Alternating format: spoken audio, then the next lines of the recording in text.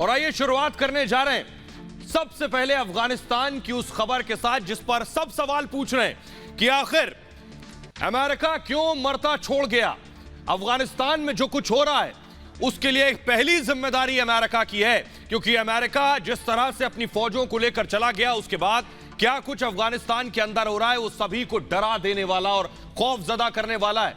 लेकिन बड़ी चीज यह है कि अमेरिका के राष्ट्रपति जो बाइडेन का कहना है उनकी कोई गलती नहीं, उनका कहना है वो जिम्मेदार नहीं है, उनका कहना है अफगानिस्तान के लोग जिम्मेदार हैं इसके लिए, अफगानिस्तान की सेना जिम्मेदार है और अफगानिस्तान के नेता जिम्मेदार हैं। रणछोड़ अमेरिका की कोई गलती नहीं। सुनिए सर।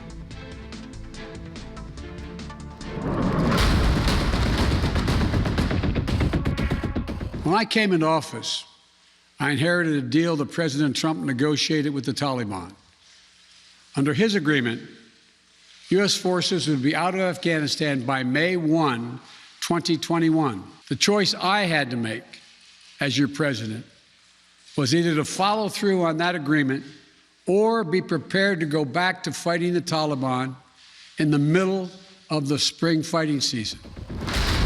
अमेरिका के राष्ट्रपति जो बाइडेन अपने प्लान पर कायम है। वो प्लान जिसके तहत अफगानिस्तान की आवाम को तालिबानी भेड़ियों के सामने खुला छोड़ दिया गया। जब पूरी दुनिया अमेरिका के चोरों की तरह अफगानिस्तान से भागने पर सवाल उठा रही है, तो बाइडेन तालिबान से निपटने की जिम्मेदारी अफगान सैनिकों पर मढ़कर अपना पल्ला झाड़ रहे हैं।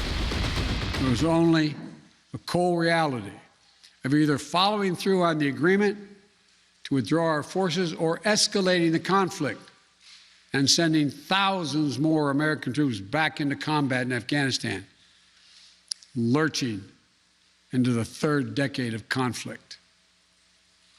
I stand squarely behind my decision. After 20 years, I've learned the hard way that there was never a good time to withdraw U.S. forces. That's why we're still there. Afghanistan political leaders gave up and fled the country. The Afghan military collapsed. भगोड़ा America Afghanistan में सिर्फ अपने बदले के लिए घुसा था। Osama को मारकर बदला पूरा किया।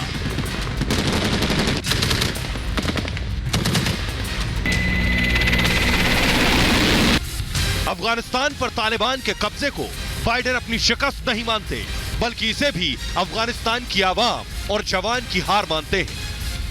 That Afghan forces are not willing to fight for themselves. We spent over $1 trillion. We trained and equipped an Afghan military force with some 300,000 strong, incredibly well equipped. A force larger in size than the militaries of many of our NATO allies.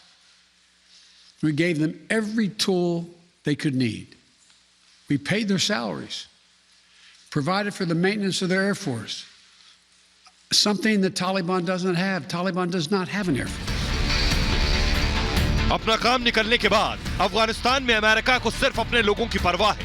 भागने के बाद न America को अब किसी के मानवाधिकार से मतलब है और न जान से।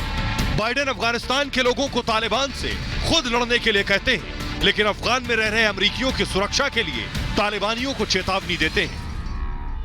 We conduct effective counterterrorism missions against terrorist groups in multiple countries where we don't have permanent military presence. If necessary, we'll do the same in Afghanistan. We've developed counterterrorism over-the-horizon capability that will allow us to keep our eyes firmly fixed on the direct threats to the United States in the region and act quickly and decisively if needed. We have made it clear to the Taliban, if they attack our personnel or disrupt our operation, the U.S. presence will be swift and the response will be swift and forceful.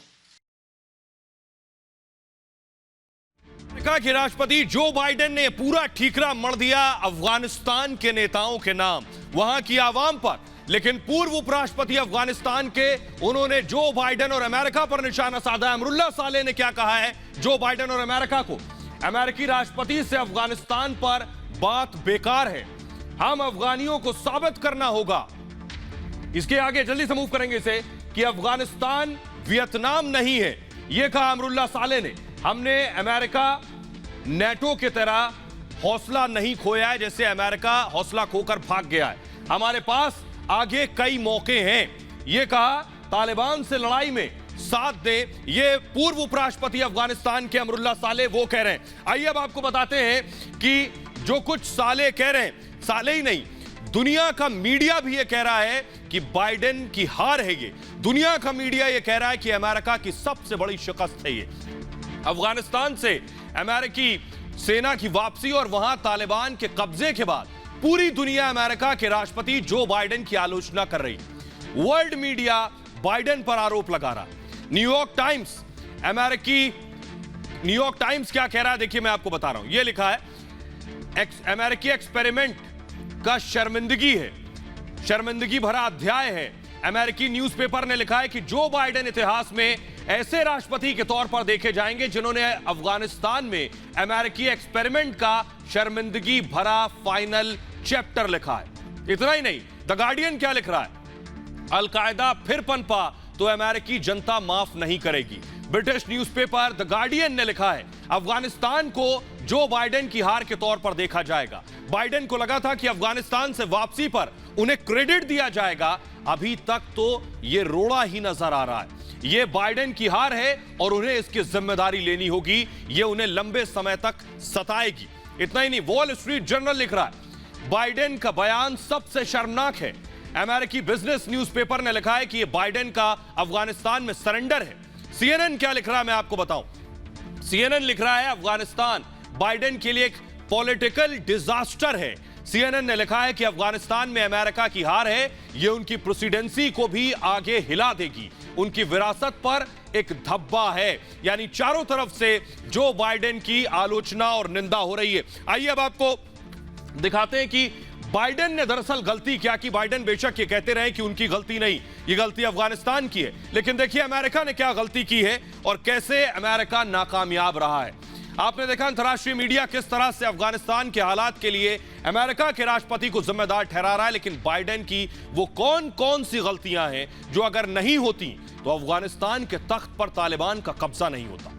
सैनिकों को निकालने में दरअसल America ने जल्दबाजी की, जल्दी से अमेरिकी सैनिकों को रातों रात निकाला। 90 से 95% अमेरिकी सैनिकों को वापस बुला लिया गया। तालिबान को इससे बढ़त मिलती गई और वो मजबूत होता गया।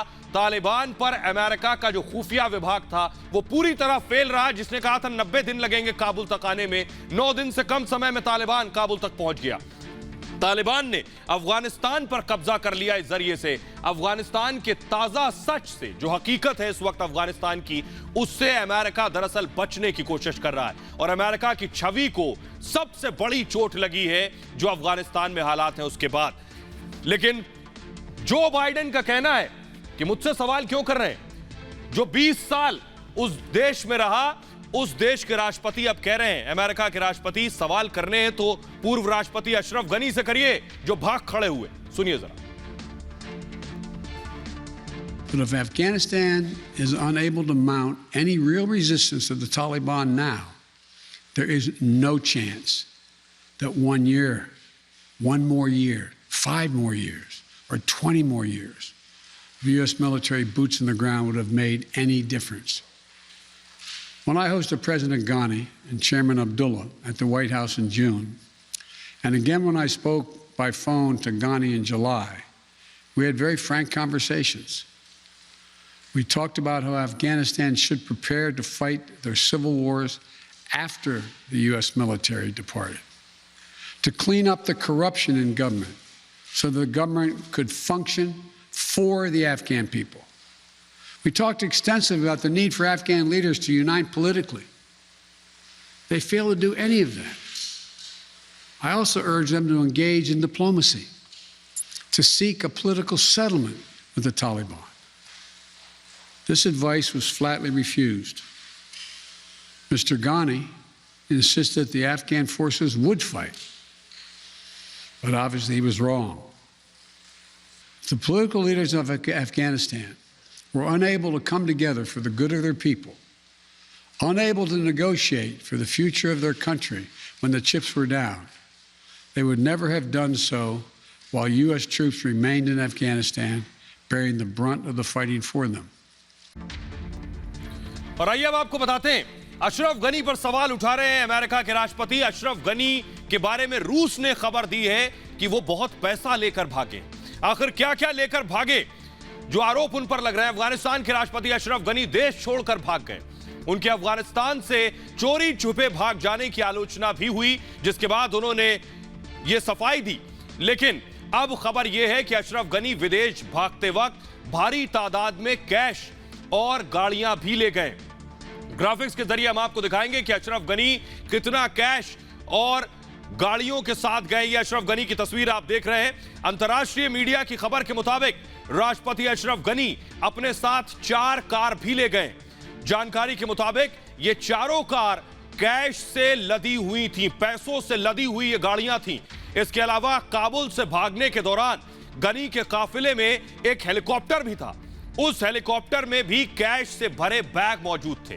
खबर यह है कि गनी को पैसों से भरे कुछ बैग रनवे पर छोड़ने पड़े, इतना ज्यादा पैसा था। यह आरोप रूस लगा रहा है क्योंकि हेलीकॉप्टर में जगह नहीं थी, इसलिए रनवे पर पैसा छोड़कर जाना पड़ा।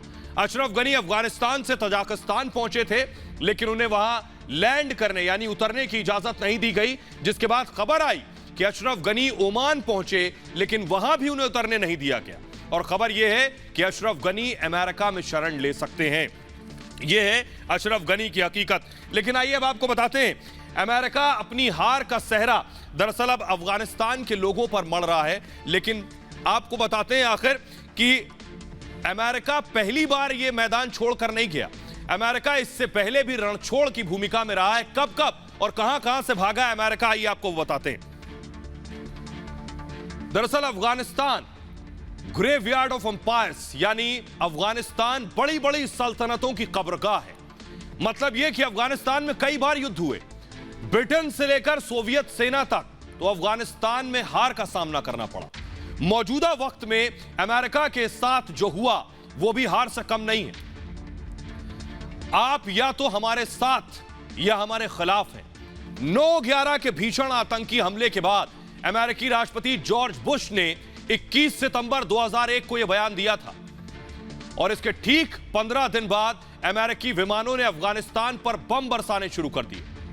करीब 20 बरस बाद वही अमेरिका अफगानिस्तान से भाग खड़ा हुआ। काबुल समेत तकरीबन पूरा अफगानिस्तान फिर से उसी तालिबान के कब्जे में है जिसके खिलाफ इस महाशक्ति ने वॉर ऑन टेरर यानी आतंक के खिलाफ जंग छेड़ी थी। लेकिन यह पहला मौका नहीं है जब अमेरिका जंग के मैदान से पीठ दिखाकर भाग खड़ा हुआ हो। दुनिया का सबसे शक्तिशाली देश जिसे हम और आप एक सुपर पावर के तौर पर देखते हैं, वो पहले भी कई बार जंग के मैदान से भाग चुका है। 1975 में अमेरिकी सेना, आपको बताएं, वियतनाम से वापस लौटी। 1975 में अमेरिका ने वियतनाम में लगातार 19 साल तक जंग लड़ी और आखिरकार वियतनाम छोड़कर चला गया। वियतनाम में अमेरिका कम्युनिस्ट उत्तरी वियतनाम के खिलाफ जंग लड़ रहा था, लेकिन उसे झुका नहीं सका, इसलिए भाग खड़ा हुआ। उसके बाद उससे पहले 1961 में फिडेल कास्ट्रो का तख्ता पलटने के लिए अमेरिका ने CIA के जरिए हमला किया। इसके लिए CIA ने फिडेल के विरोधियों को ट्रेनिंग दी और हथियार दिए। जमीनी हमले से पहले 5 अमेरिकी B-26B विमानों से बाकायदा बमबारी कराई गई। हमलावरों की मदद के लिए अमेरिका को दूसरे चरण की बमबारी करनी थी, लेकिन हमला फेल होता देख अमेरिका मुकर गया, उसे शर्मनाक हार का सामना करना पड़ा। 1991 में अफ्रीकी देश सोमालिया में कई विरोधी कबीलों के विद्रोही गुटों ने राष्ट्रपति का तख्ता पलट दिया। सोमालिया की राष्ट्रीय सेना सैनिक अपने अपने कबीलों के गुटों में शामिल हो गए। पूरे सोमालिया में सत्ता हथियाने के लिए गृहयुद्ध छिड़ गया और अमेरिका ने सेना की एक टुकड़ी सोमालिया भेजी। विद्रोहियों ने अमेरिकी सेना के 2 ब्लैक हॉक हेलीकॉप्टर मार गिराए। 19 अमेरिकी सैनिक मारे गए, 73 घायल हो गए। अमेरिका सोमालिया में पूरे मिशन से पीछे हट गया और उसने अपने सभी सैनिक वापस बुला लिए, ठीक उसी तरह जैसे अफगानिस्तान में वापस बुला लिए। आइए अब आपको दिखाते हैं। अब सोचिए, ऐसे ही अमेरिका नहीं भागा, इसके पीछे कौन है? आखिर कौन सी शय थी जो तालिबान के आतंकियों को आगे बढ़ा रही थी? कोई और नहीं, ये इमरान के करीबी शाह महमूद कुरैशी को आप देख रहे थे, तालिबानियों से गले मिल रहे हैं। इमरान खान तालिबानियों के साथ मिल रहे हैं। इन सब के पीछे पाकिस्तान छिपा है, जो अब तक तालिबानियों को आगे बढ़ा रहा है। आखिर इतनी ताकत कहां से मिल रही है तालिबानियों को? ये जो तस्वीरें हैं, ये खुद इस बात की तस्दीक करती हैं। सोचिए, यही वजह है कि इमरान खान तालिबान की तारीफ कर रहे हैं। इमरान खान कह रहे हैं कि तालिबान का अफगानिस्तान में आना यह बेहतर है, जहनी गुलामी खत्म होगी। सुनिए जरा। जब आप ज़हनी गुलाम बनते हैं तो ये याद रखें, असल गुलामी से ज्यादा बुरी ज़हनी गुलामी है। ज़हनी गुलामी की जंजीरें तोड़ना ज्यादा मुश्किल होता है। जो अभी अफगानिस्तान में गुलामी की जंजीरें तो तोड़ दी उन्होंने। सुना आपने इमरान को। दरअसल इमरान शुरू से तालिबान के हक में थे और पीछे से पाकिस्तान का समर्थन था। आपको याद होगा जब एक भारतीय पत्रकार ने इमरान से तालिबान पर सवाल पूछा था, कैसे इमरान भाग खड़े हुए थे? भाग इसलिए खड़े हुए थे क्योंकि भारतीय पत्रकार ने सच पूछा था और जो चुभ गया था इमरान को, वो सच इमरान आज बोल रहे थे। सुनिए जरा तब कैसे भागे थे इमरान। इमरान साहब, एक छोटा सा सवाल ले लीजिए। क्या भारत और आतंकवाद दोनों चल सकता है? ये भारत की तरफ से आपसे सीधा सवाल है। भारत से तो हम कह सकते हैं कि हम कितनी देर की इंतजार कर रहे हैं कि हम सिविलाइज्ड हमसाये बन के रहें, लेकिन करें क्या, एक आरएसएस की आइडियोलॉजी रास्ते में आ गई है। लेकिन क्या तालिबान पे आपका कंट्रोल नहीं है? इमरान साहब जवाब ले लीजिए। इमरान साहब जवाब ले लीजिए। इमरान सर बस कर यार। इमरान साहब जवाब ले लीजिए। सर आप पे आरोप लग रहे हैं। Thank you very much, please. Thank you. Don't push sir, thank you. Don't push, he is replying. PM Imran साहब, आप एक जवाब ले लीजिए। क्या तालिबान पे कंट्रोल नहीं है आपका? आप पे आरोप लग रहे हैं। Thank you very much sir, thank you. देखा आपने, पत्रकार पूछता रहा तालिबान पर सवाल और इमरान भागते रहे, इसीलिए क्योंकि चोर की दाढ़ी में तिनका था। इसीलिए हिंदुस्तान ने यूनाइटेड नेशन सिक्योरिटी काउंसिल में की बैठक बुलाई इमरजेंसी, और इसमें पाकिस्तान को नहीं बुलाया। यह जो बैठक हुई इसमें पाकिस्तान को नहीं बुलाया गया, इसीलिए क्योंकि पाकिस्तान की नीयत हिंदुस्तान जानता है, और पाकिस्तान को नहीं बुलाया तो पाकिस्तान बौखला गया। पाकिस्तान को सबसे ज्यादा यह बात चुभ गई कि आखिर भारत ने हमें क्यों नहीं बुलाया। तो पाकिस्तान के मंत्री शाह महमूद कुरैशी क्या लिख रहे हैं, देखिए जरा। यह दुर्भाग्यपूर्ण है कि अफगानिस्तान को लेकर यूएनएससी की बैठक में एक बार फिर पाकिस्तान को बोलने का मौका नहीं दिया गया। तो सवाल यह है कि आखिर ऐसे पाकिस्तान को बोलने का क्या मौका दिया जाए जो तालिबान के हक में है, ना कि अफगानिस्तान के लोगों के हक में। आइए अब आपको बताता हूं पाकिस्तान जो कर रहा है, ये पहले दिन नहीं कर रहा। पाकिस्तान ने कैसे अमेरिका से पैसा लिया और अमेरिका के इसी पैसे से अमेरिका को मात दे दी। आइए आपको बताते हैं। अमेरिका अफगानिस्तान में 20 साल तक लड़ता रहा और फिर वापस लौट गया, लेकिन सवाल यह कि आखिर इन 20 सालों में अमेरिका क्यों तालिबान को खत्म नहीं कर सका। दरअसल इसकी सबसे बड़ी वजह है पाकिस्तान का दोगला रवैया। वो एक तरफ अमेरिका के साथ खड़ा होने का दिखावा करता रहा और दूसरी तरफ उसी के खिलाफ साजिश भी करता रहा। सोवियत यूनियन को अफगानिस्तान से बाहर करने के लिए जिहादियों की फौज खड़ी की गई। उसके संचालन के लिए पाकिस्तान को अमेरिकी खुफिया एजेंसी CIA की मदद मिलती रही। 9/11 हमले के बाद अमेरिका ने अल कायदा के खिलाफ युद्ध छेड़ दिया। तब अमेरिका ने पाकिस्तान की जमीन से जंग शुरू की और अमेरिका ने पाकिस्तान को भारी सहायता राशि के साथ साथ हथियार और फाइटर जेट्स दिए। लेकिन पाकिस्तान अमेरिका के दुश्मन तालिबान और अल कायदा को पालता रहा। पाकिस्तान में ही अल कायदा प्रमुख ओसामा को अमेरिकी सेना ने मौत के घाट उतारा था। यह बताता है कि कैसे पाकिस्तान अमेरिका को गच्चा देता रहा और अमेरिका को समझ नहीं आया कि उसकी पीठ में छुरा कौन घोंप रहा है।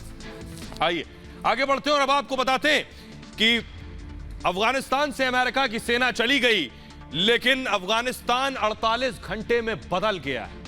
जिंदगी पूरी तरह से घूम चुकी है। तस्वीरें दिखाने जा रहा हूं, ये देखिए, सड़क पर रॉकेट लॉन्चर्स चल रहे हैं। रॉकेट लॉन्चर्स आप देख रहे हैं। फुल स्क्रीन जरा तस्वीरें दिखाऊं मैं अफगानिस्तान की। देखिए जरा, लोगों को दीवार के सहारे लिटा दिया और बिठा दिया गया, और पीछे से देखिए जरा, पीछे से तालिबानी आतंकी के हाथ में रॉकेट लॉन्चर।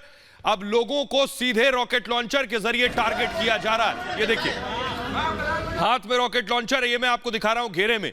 ये अफगानिस्तान की असल हकीकत है। आने वाले वक्त में इस तरह की न जाने कितनी तस्वीर, न जाने कितने लोगों की जाने जाएंगी, कहना मुश्किल है। देखिए तस्वीरें जरा, लोग दीवार के सहारे घूमकर खड़े हैं और पीछे से बंदूक तान दी है तालिबानी आतंकियों ने।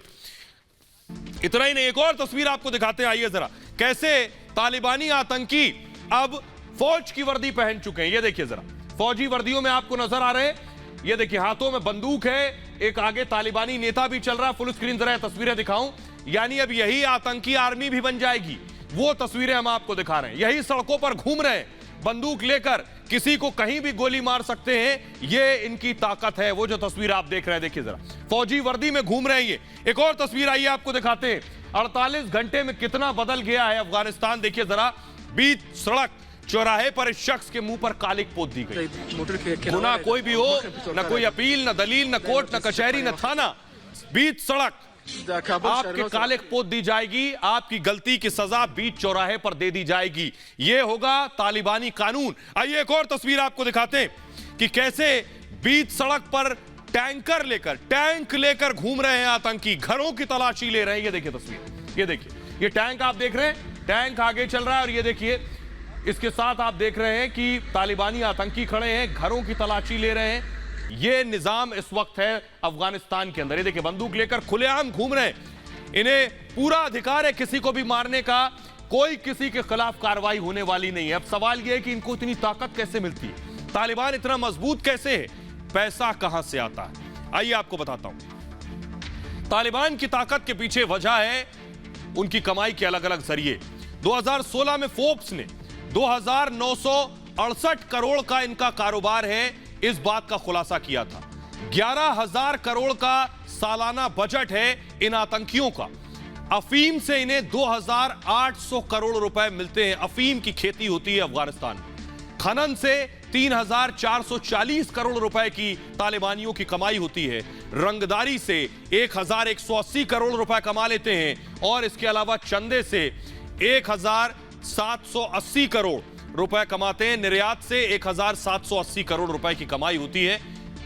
7,200 से 36,000 करोड़ की इनको फंडिंग और मदद भी आती है। ये रिपोर्ट्स के आधार पर ये जो जानकारी वो हम आपको मुहैया करा रहे हैं। आइए अब आपको बताते हैं, तालिबानी बेशक अफगानिस्तान में अब पैर जमा चुके हैं, लेकिन उनका बावरापन सड़कों पर दिख रहा है। ये देखिए जरा, अम्यूजमेंट पार्क की तस्वीरें हैं एम्बियंस के साथ। अगर मैं सुनवाऊं, देखिए जो बच्चे गाड़ी चलाते हैं, छोटे छोटे बच्चे, उन गाड़ियों को चला रहे हैं। ये पता चल रहा है, देखिए इनकी मनोस्थिति, मानसिक स्थिति क्या है, ये सामान्य नहीं है। ये सब देखिए किस तरह से अम्यूजमेंट पार्क में, बच्चों के पार्क में तालिबानी ये गाड़ी चला रहे हैं। एक और तस्वीर आइए आपको दिखाते हैं। जब इन्होंने हर जगह कब्जा किया तो हर जगह घुस गए, क्लब में घुस गए, जिम में घुस गए। जिम में जाने के बाद ये देखिए जरा, इनको समझ नहीं आ रहा है, पहली बार जिंदगी में जिम में दाखिल हुए, इन्हें यह भी नहीं पता ये होता क्या है। उसके बाद जरा फुल स्क्रीन दिखाओ इनकी तस्वीरें, ये देखिए और सुनिए भी। पहली बार जीवन में ये जिम के अंदर घुसे, उसके बाद देखिए क्या कर रहे हैं। जो मशीन हाथ में आ रही है उस पर हाथ आजमा रहे हैं, गलत सही सब कुछ कर रहे हैं। ये बता रहा है, देखिए ये कहां थे अब तक, ये कौन सी सदी में जी रहे थे। जिम देखने के बाद इन्हें समझ ही नहीं आ रहा है कि इससे किया क्या जाता है, इसका इस्तेमाल किस चीज में होता है। क्रॉस ट्रेनर उल्टा चला रहे हैं, पुली उल्टी खींच रहे हैं। ये बता रहा है कि ये सामान्य नहीं है। ये देखिए जिम में घुसने के बाद इनकी हरकत देखिए आप। आइए एक और तस्वीर आपको दिखाते हैं। बच्चों के पार्क में घुस गए, ऐसा लगा कि कहीं से छूट कर आए हैं, अब तक कहीं बंद थे। देखिए जरा, ये बच्चों के देखिए पार्क में घुसे, उसके बाद झूलों पर बैठ गए। ये देखिए हाथों में बंदूक, झूलों पर बैठ गए और झूला चल रहा है। ये आप समझ सकते हैं कि ये ऐसा लग रहा है कि किसी जंगल से जानवर छूट के आए हैं। उसके बाद शहर में आने के बाद जिस तरह का बर्ताव और बिहेवियर होना चाहिए वो यहां नजर आ रहा है। एक और तस्वीर दिखाते हैं इनको, कैसे एक जगह पहुंच गए जहां कूदने लगे, वो तस्वीर मैं आपको दिखाने जा रहा हूं। ये देखिए जरा, ये आप देख रहे हैं जंपिंग, यहां जंपिंग कर रहे हैं, छोटे छोटे बच्चे करते हैं अम्यूजमेंट पार्क्स में, वो ये कर रहे हैं। ये साफ पता चल रहा है कि सोचिए एक मुल्क की हालत क्या होगी जब ऐसे लोग वहां की हुकूमत चलाएंगे, जब ऐसे लोग वहां की सरकारों में होंगे, वहां का मुस्तकबिल और मुकद्दर तय करेंगे, तो आप भविष्य का अंदाजा बखूबी लगा सकते हैं। आइए अब आपको बताते हैं 48 घंटे में अफगानिस्तान में क्या क्या बदल गया। 48 घंटे में जो बदला है वो आपको बताने जा रहे हैं। महिलाओं के ऊपर कैसे अत्याचार बढ़े हैं, शहर में मॉडल्स के पोस्टर पर पेंट चढ़ा दिया गया, जो तस्वीरें लगी हुई थी। महिलाओं पर पाबंदियां लगनी शुरू हो गई हैं। इसके अलावा लड़कियों के स्कूल जाने पर रोक लगा दी गई है। महिलाओं का दफ्तर जाना बंद हो गया अगले 48 घंटे में। बुरके की दुकानों पर भीड़ नजर आ रही है। बुरके की दुकानें खुल गई हैं, महिलाएं जाकर नकाब खरीद रही हैं। इसके अलावा आपको बताएं तो ये जो मैं आपको बता रहा हूं अगले 48 घंटों में, पिछले 48 घंटों में हुआ है। आइए अब आपको बताते हैं, इसकी तस्वीरें मैं आपको दिखाने जा रहा हूं। देखिए जरा, एक पोस्टर, ये जो महिलाओं के पोस्टर थे यहां पर, उस पर देखिए कालिक पोती जा रही है। ये सफेद घेरे में मैं आपको दिखा रहा हूं, यानी महिलाओं के जो विज्ञापन थे, जो पोस्टर थे, उस पर कालिक पोत दी गई। एक और तस्वीर आइए आपको दिखाता हूं। ये उस दिन से ही शुरू हो गया था जिस दिन तालिबान ने काबुल तक कब्जा किया था। ये तस्वीर देखिए जरा, एक महिला का फोटो लगा था, उस पर पेंट कर दिया गया है। ये पेंट से आप बखूबी अंदाजा लगा सकते हैं कि महिलाओं के लिए सब कुछ बंद है। हर चीज पर ताला लग गया है, चाहे वो पढ़ाई हो, चाहे वो फैशन हो, चाहे वो बाहर निकलना हो, चाहे वो विज्ञापन और पोस्टर हो। एक और तस्वीर आपको दिखाने जा रहा हूं मैं, देखिए जरा। लेकिन महिलाओं को अपने हक और हुकूक का इल्म है। ये देखिए महिलाएं, अगर एम्बियंस सुनाऊं मैं, महिलाएं सड़कों पर निकली, प्रदर्शन कर रही हैं। और देखिए बंदूकधारी खड़े हुए, बंदूक लेकर खड़े हैं, उनके सामने महिलाएं प्रदर्शन कर रही हैं, क्योंकि उन्हें पता है कि ये उनकी आवाज बंद करेंगे। इन आतंकियों का पहला काम होगा महिलाओं पर पाबंदी, इसलिए महिला सड़कों पर पोस्टर लेकर निकली हैं अपने अधिकारों के लिए। ये तस्वीर अफगानिस्तान में एक जरूर भविष्य की लौ जलाती हैं कि इन्हें खुद आकर आवाज उठानी होगी। आइए अब आपको बताएं कि आखिर कि कौन है तालिबान का सबसे ताकतवर नेता, उसके बारे में आपको बताएंगे। और उसके बाद मैं आपको बताऊंगा कि आखिर भारत के लिए क्या खतरा है।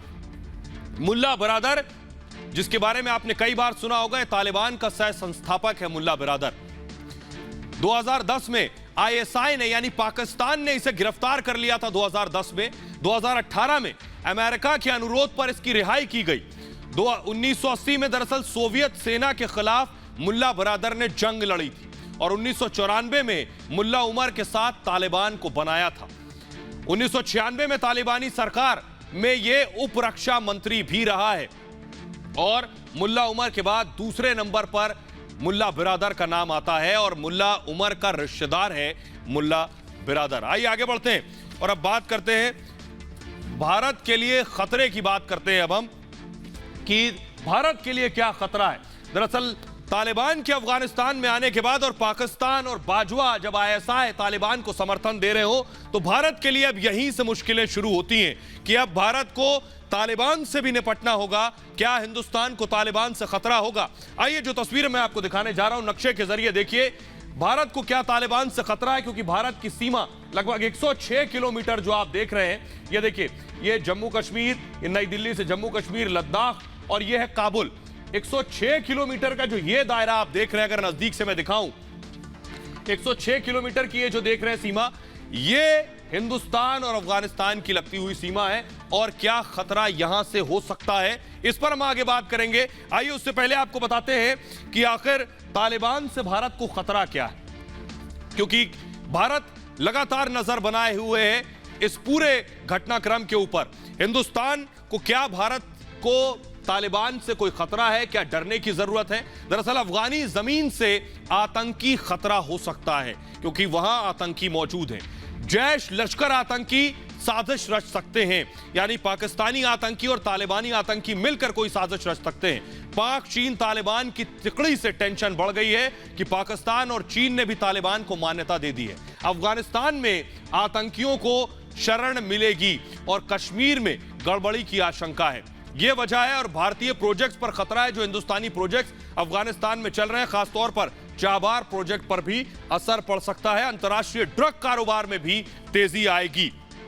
आइए अब आपको बताते हैं कि ये ऐसा ही नहीं कह रहा हूं, आपको पता होगा इससे पहले हमने जो तस्वीर देखी है वो आपको दिखाने जा रहा हूं। ये देखिए, कंधार हाईजैक की तस्वीर मैं आपको दिखा रहा हूं। ये इसलिए दिखा रहा हूं क्योंकि कंधार प्लेन जो हाईजैक हुआ था वो कहां लेकर गए थे? अफगानिस्तान में, और अब तब भी वहां तालिबान था और आज फिर तालिबान है, इसकी आशंका बढ़ गई। आइए आपको नक्शे के जरिए मैं दिखाता हूं कि किस तरह यह प्लेन हाईजैक किया गया नेपाल के काठमांडू से।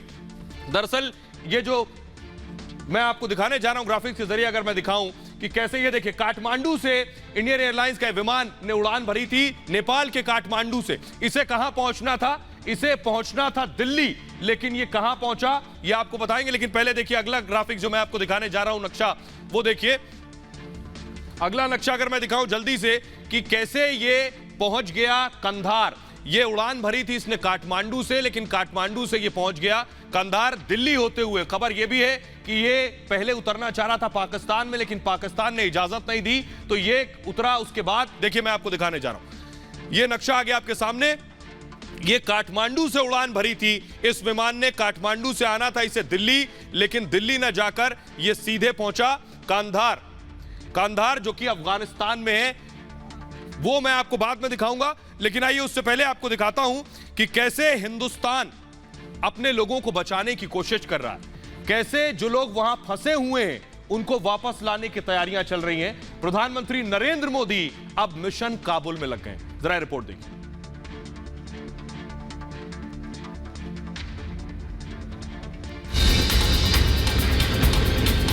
काफी इंडियन गवर्नमेंट ने काफी सपोर्ट किया, काफी अच्छा लगा। प्रधानमंत्री मोदी का मिशन काबुल।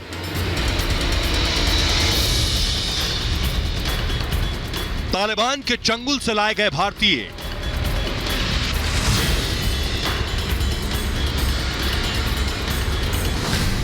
कल देर रात तक जागते रहे प्रधानमंत्री मोदी। अफगानिस्तान मामले पर कैबिनेट की सुरक्षा कमेटी की बैठक।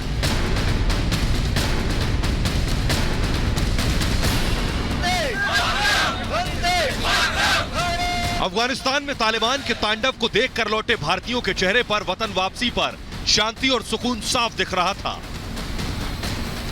इस समय सिचुएशन जो काबुल की है बहुत ही भयंकर थी, परिस्थितियां जो कि बयान नहीं की जा सकती है। वहाँ पे परिस्थितियां ऐसी बन रखी थी कि कभी भी डिप्लोमेट के ऊपर अटैक, कैंप अटैक और कनवाई अटैक हो सकता था। काफी इंडियन गवर्नमेंट ने काफी सपोर्ट किया, काफी अच्छा लगा। माहौल बहुत ही क्रिटिकल माहौल है वहाँ पे। माहौल बहुत भयभीत था, बट हमारा जोश और हमारा इंडिया आ गई, बहुत अच्छी बात है। लेकिन काबुल एयरपोर्ट पर अफरा तफरी के बीच भारतीयों की वापसी इतनी आसान नहीं थी। C-17 ग्लोब मास्टर भारतीयों को एयरलिफ्ट करने काबुल पहुंचा था, लेकिन इस राह में कई मुश्किलें थीं। अफगानिस्तान के हालात पर प्रधानमंत्री नरेंद्र मोदी लगातार नजर बनाए हुए थे। कल देर रात पीएम मोदी जागते रहे। काबुल से भारत के लिए विमान के उड़ने तक प्रधानमंत्री नरेंद्र मोदी सोए नहीं। इसके साथ ही अफगानिस्तान के मुद्दे पर प्रधानमंत्री मोदी की अध्यक्षता में कैबिनेट कमेटी ऑन सिक्योरिटी की बैठक हुई। इस बैठक में पीएम मोदी के साथ रक्षा मंत्री राजनाथ सिंह, गृह मंत्री अमित शाह, इसमें भारतीयों को अफगानिस्तान से निकालने को लेकर चर्चा की गई।